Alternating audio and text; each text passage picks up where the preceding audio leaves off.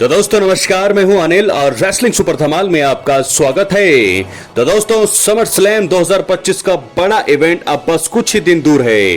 2 और 3 अगस्त को होने वाला ये शो सबसे बड़ा होने की उम्मीद है, क्योंकि जॉन सीना का होने वाला है बेबी फेस टर्न। इस बात की संभावना दोस्तों बहुत ज्यादा है और आज की इस वीडियो में हम इसी बात पर चर्चा करने वाले हैं कि जॉन सीना का जो ये फेयरवेल टूर अब चल रहा है, जो हील टर्न उन्होंने लिया है, वो अब क्या समर स्लैम 2025 में खत्म होगा।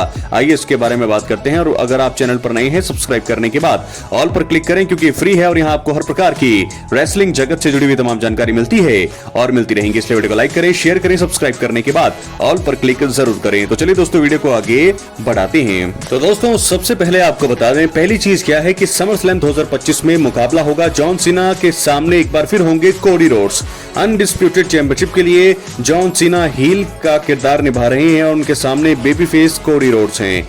यहां से ये दूसरी बार है जब ये दोनों आपस में लड़ेंगे। पहली बार जब हमने देखा था, कोडी रोड्स की हार हुई थी रेसलमेनिया 41 में। जॉन सीना ने एकदम से अटैक किया था चैंपियनशिप बेल्ट से और तब से लेकर के अब तक वो चैंपियन है।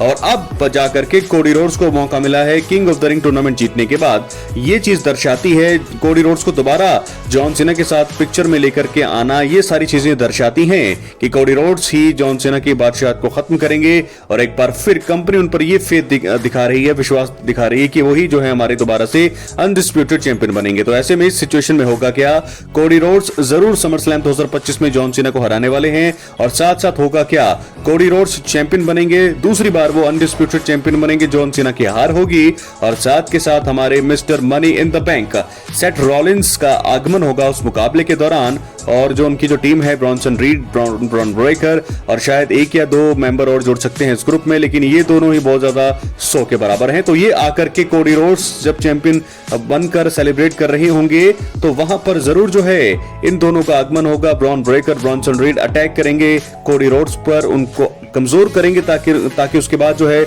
मौका मिले सेथ रॉलिंस को कैश इन करने का और वो जो है उसके बाद कैश इन करेंगे कोडी रोड्स पर और वो सक्सेसफुल कैश इन होगा और वहां पर जो है नए अनडिस्प्यूटेड चैंपियन बन जाएंगे हमारे सेथ फ्रिकिन रॉलिंस। तो ये चीज की संभावना है। इस प्रकार एंड होगा समर स्लैम 2025 का। एंडिंग तो दोस्तों कुछ इसी प्रकार बताई जा रही है कि जॉन सीना की बादशाहत खत्म करेंगे कोडी रोड्स और एक दोबारा दूसरी बार नए चैंपियन बनेंगे कोडी रोड्स, लेकिन उनकी जो चैंपियनशिप रेन है बहुत छोटी रहेगी।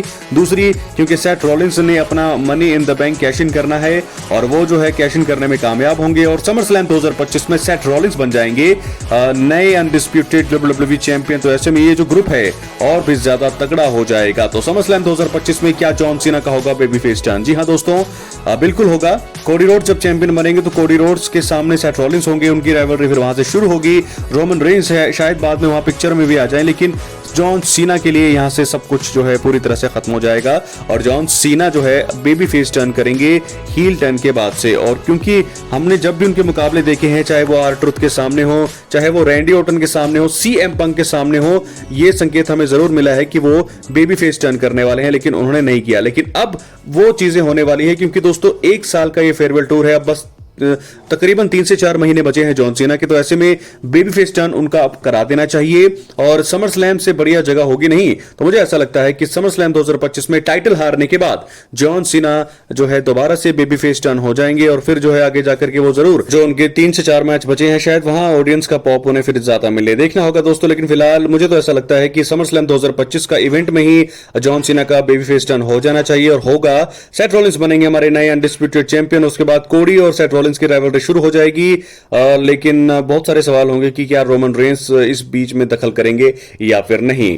बात करेंगे दोस्तों एवोल्यूशन की। एवोल्यूशन जो है संडे होने वाला है और वुमेन्स डिवीजन का सबसे बड़ा इवेंट दोस्तों ये होता है और बहुत बड़े बड़े मुकाबले हैं। बैटल रॉयल है, जो जीतेगा बैटल रॉयल में जो भी वुमेन जीतेगी उन्हें क्लैश इन पेरिस में चैंपियनशिप के लिए मौका मिलने वाला है। हमने कल देखा वीडियो पैकेज में निकी बेला ने अपने आप को बता दिया है, उन्होंने अपने आप को अनाउंस कर दिया है कि वो बैटल रॉयल में हिस्सा लेने वाली हैं। तो उनका जो करियर जो हमने देखा था स्टार्टिंग में, बेला आर्मी जो है उनकी थोड़ी कमजोर थी, जब वो गई थी छोड़ के तो इतना ज्यादा मोमेंट मोमेंटम था, जरूर वो हॉल ऑफ फेमर हैं, लेकिन फिर भी अपने करियर को, अपनी लेगेसी को और ज्यादा चार चांद लगाना चाहेंगी और चीजें, वर्ल्ड चैंपियन वो बनना चाहती है उन्होंने कहा है। तो क्या निकी बेला को दोस्तों मौका मिलेगा? साथ के साथ रिया रिप्ली और यहां पर इयो स्काई के बीच चैंपियनशिप मुकाबला है। टिफनी स्ट्रैटन के सामने होंगी ट्रिश स्ट्रैटिस और एक ट्रिपल थ्रेट मुकाबला है। बेकी लिंच है सामने, बेली है और लायरा विल्केरिया है। ये बहुत तगड़ा मुकाबला होगा। जेड कारगिल नियोमी की राइवलरी शानदार रही है और ऐसे में देखना होगा नेक्स्ट चैंपियनशिप के लिए मुकाबला होगा और एक फेटल फोर में मुकाबला है टैग टीम चैंपियनशिप के लिए, जहां पर मुझे चांसेस लग रहे हैं कि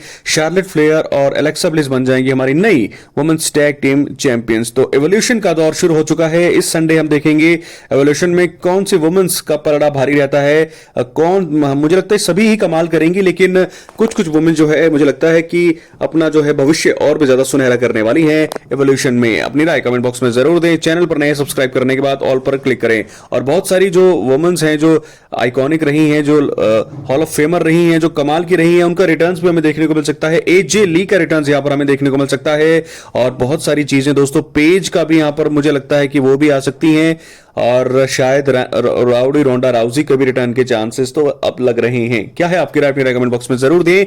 चैनल पर नए हैं सब्सक्राइब करने के बाद ऑल पर क्लिक करें दोस्तों, क्योंकि ये फ्री है और यहां आपको हर प्रकार की रेसलिंग जगत से जुड़ी हुई तमाम जानकारी मिलती है और मिलती रहेंगी। इसलिए वीडियो को लाइक करें, शेयर करें, सब्सक्राइब करने के बाद ऑल पर क्लिक करें। तो और अब हम आखिर में बात करेंगे, जैसा कि हमेशा से ही मैं अपनी वीडियोस में बात करता हूं, रोमन रेंस की। तो इस वीडियो में भी ऐसा कैसे हो सकता है कि रोमन रेंस की बात ना हो? बात करेंगे दोस्तों रोमन रेंस की।